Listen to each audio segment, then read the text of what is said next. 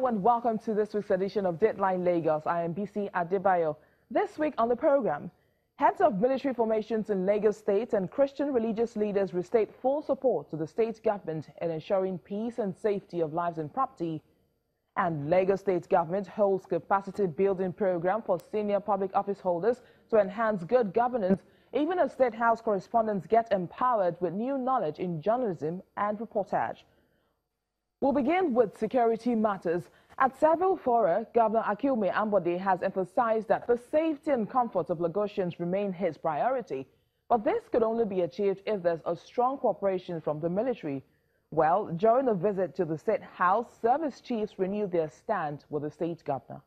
Your Excellency, the Governor of Lagos State. Governor Akinwumi Ambode received the General Officer Commanding Air Force Logistics Command, Air Vice Marshal Jafaru Yahaya, who leads other service commanders of the Army and Navy on a courtesy visit to the state governor.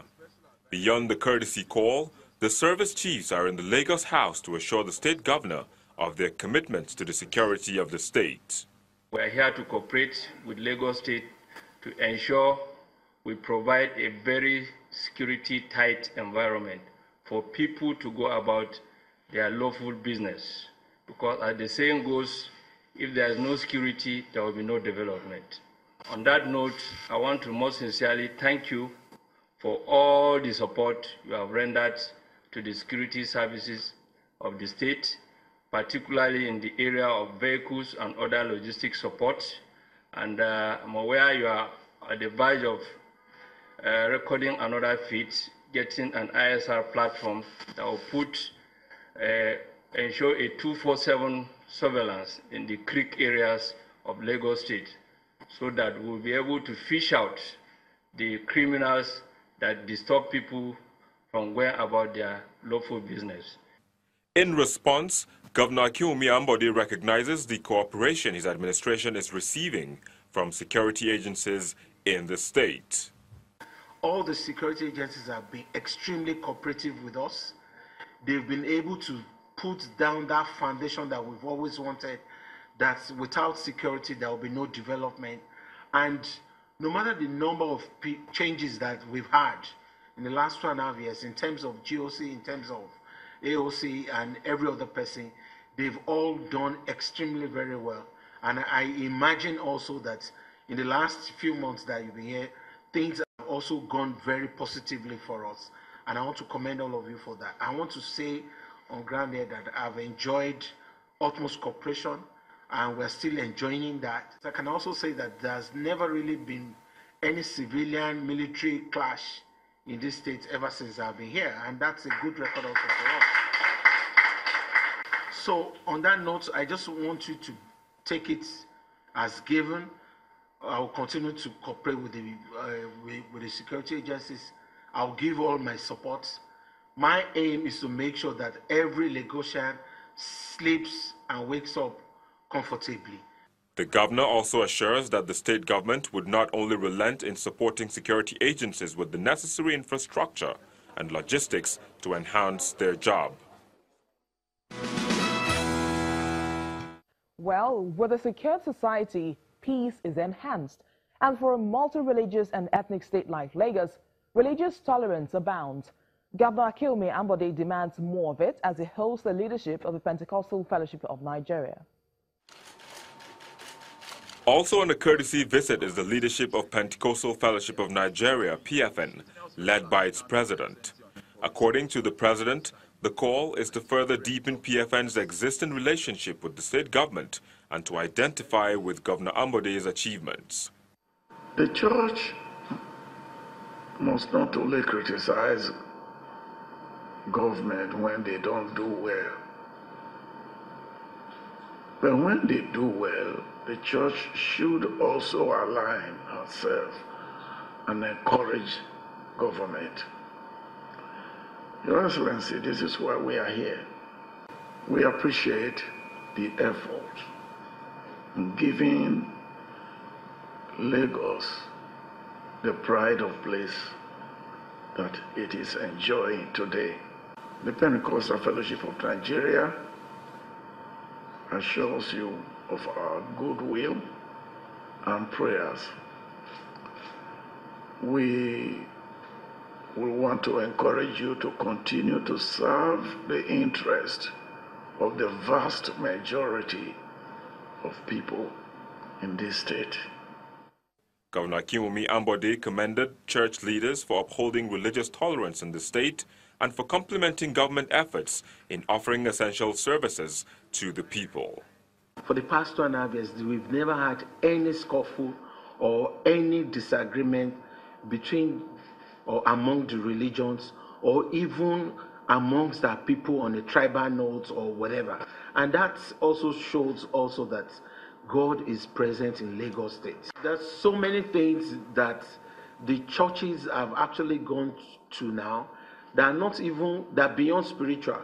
So when you see that churches are feeding people, they are taking care of health, they are taking care of maternal issues, taking delivery of babies when they are not hospitals. Again, they are complementing the efforts of government. So on that note, on itself alone, I must say that a big thank you to all our religious bodies. I must also inspire you on what you are doing is not going unnoticed. I take note of everything that our churches are doing. And like you said, I'm a proud member of the Pentecostal Fellowship. Is that correct? The visit of the PFN comes ahead of an interfaith parley. Governor Ambode assures the Christian body that no stone would be left unturned to make life comfortable for residents.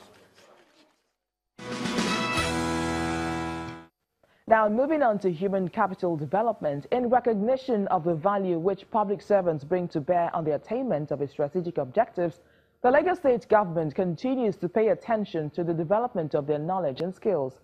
And so, to enhance good governance, a capacity building program was organized for senior public servants and elected officers. The Lagos State government describes its civil service as one of the best in Nigeria. This fact is supported by the standard of bureaucratic leadership it provides in helping the state government to actualize developments that have transformed the state.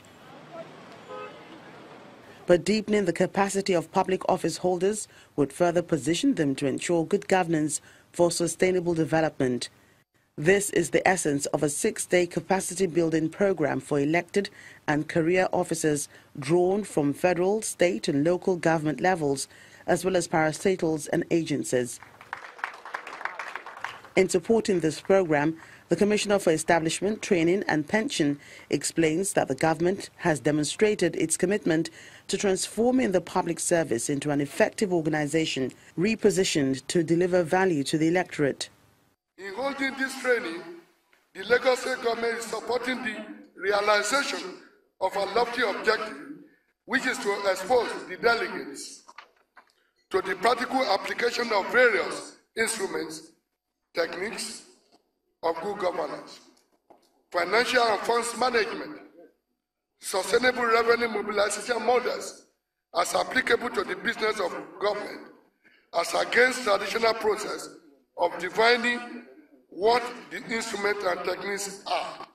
And what importance does it bring to the function of a civil servant? It is important that the public service continues to improve and not become a slave to trivial and repetitive tasks.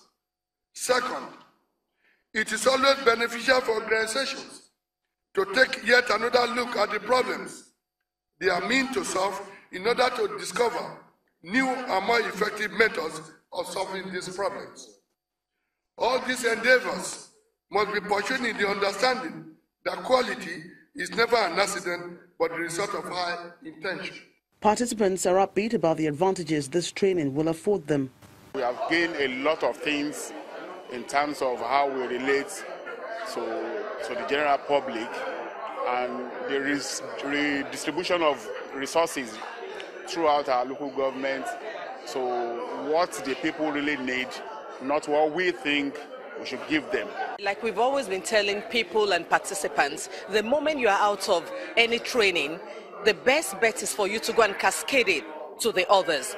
Or the moment you get back to your place of work, you should put your rights out. You could develop them into slides, and then you gather your other officers which is what we call succession planning, so they can cascade the knowledge to the others. And after probably 1 month, you do what we call training needs analysis or impact assessment, in order to ensure that what has been passed down is actually implemented.